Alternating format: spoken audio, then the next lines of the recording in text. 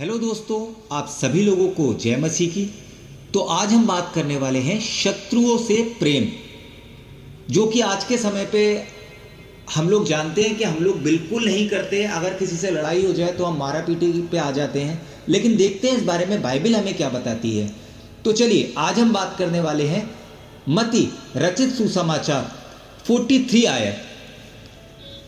तुम सुन चुके हो कि कहा गया था, अपने पड़ोसी से प्रेम रखना और अपने बैरी से बैर। परंतु मैं तुमसे ये कहता हूं कि अपने बैरियों से प्रेम रखो और अपने सताने वालों के लिए प्रार्थना करो, जिससे तुम अपने स्वर्गीय पिता के संतान ठहरोगे, क्योंकि वह भले और बुरे दोनों पर अपना सूर्योदय करता है और धर्मी और अधर्मी दोनों पर मेंह बरसाता है। क्योंकि यदि तुम अपने प्रेम रखने वालों से प्रेम रखो तो तुम्हारे लिए क्या फल होगा? क्या महसूस लेने वाले भी ऐसे ही नहीं करते? यदि तुम केवल अपने भाइयों ही को नमस्कार करो तो कौन सा बड़ा काम करते हो? क्या अन्य जाति भी ऐसा नहीं करते? इसलिए चाहिए कि तुम सिद्ध बनो जैसा तुम्हारे स्वर्गीय पिता सिद्ध है। तो आप लोगों ने देखा कि इस बारे में बाइबल हमें क्या बताती है। तो बस मैं इतना ही चाहता हूं कि हम सब लोग मिलकर बाइबल को पढ़ें, क्योंकि जिस तरीके का समय आज चल रहा है, इस समय में हमें बाइबल के वचन याद होना या हमारे दिमाग में रहना बहुत ही ज़्यादा ज़रूरी है। तो चलिए अब हम सभी लोग मिलकर एक छोटी सी प्रार्थना कर लेंगे। धन्यवाद धन्यवाद धन्यवाद देना चाहता हूँ परमेश्वर आज के दिन के लिए। पिता, इस वचन के लिए जो हमने पढ़ा, पिता हम में इतनी अकल, इतनी बुद्धि, इतनी ज्ञान, इतना समझ नहीं कि हम आपकी रीति को समझ सकें। हम लोग शैतानियत में हैं प्रभु। मैं अपने लिए और अपने जैसे लाखों करोड़ों लोगों के लिए, उनके परिवारों के लिए दुआ करता हूँ पिता, कि हम लोग शैतानियत में हैं सुबह से लेकर रात तक परमेश्वर, सिर्फ पाप के अलावा और कुछ नहीं करते पिता।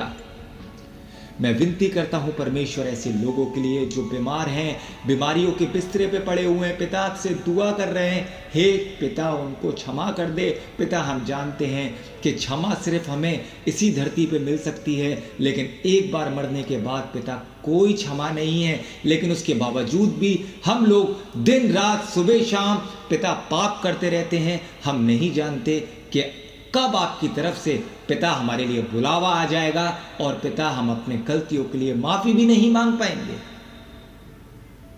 पिता, मैं अपने लिए और उन लोगों के लिए जो मेरी वीडियो को देखते हैं पिता, हे परमेश्वर, मैं आपसे विनती करता हूं कि आप उन लोगों पे अपना साया भरा हाथ रखें। हे पिता, मैं नहीं जानता कि हम लोग किस रास्ते पे हैं, हम गलत मार्ग पे हैं पिता। हे परमेश्वर, हमें इतनी अकल, इतना बुद्धि, इतनी ज्ञान, इतना समझ दे पिता कि हम एक सही मार्ग पिता पकड़ सकें, जो मार्ग परमेश्वर आपकी तरफ से हो। हे पिता, हमें बुद्धि दे, ज्ञान दे, समझ दे पिता। हम में इतनी अकल नहीं कि हम अपने आप से कुछ कर सकें। हम अपनी सारी दिक्कतें, सारी परेशानियां परमेश्वर आपको देते हैं। और पिता, मैं विनती करता हूं हम सब लोगों के लिए पिता कि आप हमें चंगाई दें। जो भी हमें दिक्कतें हैं परमेश्वर, आपसे बेहतर कोई नहीं जानता पिता। ज़रा सा कोई हमारे घर में पिता बीमार हो जाता है तो हम परेशान हो जाते हैं, लेकिन भरोसा नहीं करते अपने उद्धारकर्ता यीशु मसीह पे पिता, जो जिंदगी और मौत देता है पिता। डॉक्टर तो सिर्फ एक जरिया है पिता। हे परमेश्वर, मैं आपसे विनती प्रार्थना करता हूँ पिता कि आप हमें अकल, आप हमें बुद्धि दें पिता, ताकि हम आपके मार्ग पे चल सकें, हम आत्मा में आ सकें परमेश्वर। हे पिता, सारी गलतियों के लिए मैं आपसे माफ़ी मांगता हूँ पिता। हम जानते हैं कि हम ऐसे समय पे चल रहे हैं कि पिता अंत बहुत निकट है पिता। आपका आगमन बहुत जल्द इस दुनिया में होने वाला है, लेकिन पिता हम आज भी अपने मनों को बदल नहीं पा रहे। हम लोग पैसों के पीछे, दुनियावी चकाचौंध के पीछे भाग रहे हैं पिता। हमें माफ़ कर पिता और हमें एक सही मार्गदर्शन दे, ताकि हम अपने सच्चे परमेश्वर, अपने यीशु मसीह को पहचान सकें पिता। पिता, सारी गलतियां, सारे पाप मैं आपके सामने मानता हूँ। सारा आदर, सारी महिमा, सारा गौरव परमेश्वर आपका है, मैं आपको देता हूँ पिता। अब क्या मांगूं, इस छोटी सी प्रार्थना को सुन और ग्रहण कर ले। मसीह यीशु के नाम से मांगता हूँ, आमीन। तो आज के लिए बस इतना ही। मिलते हैं अगली वीडियो में किसी अच्छे टॉपिक के साथ। जब तक के लिए आप सभी लोगों को जय मसीह की।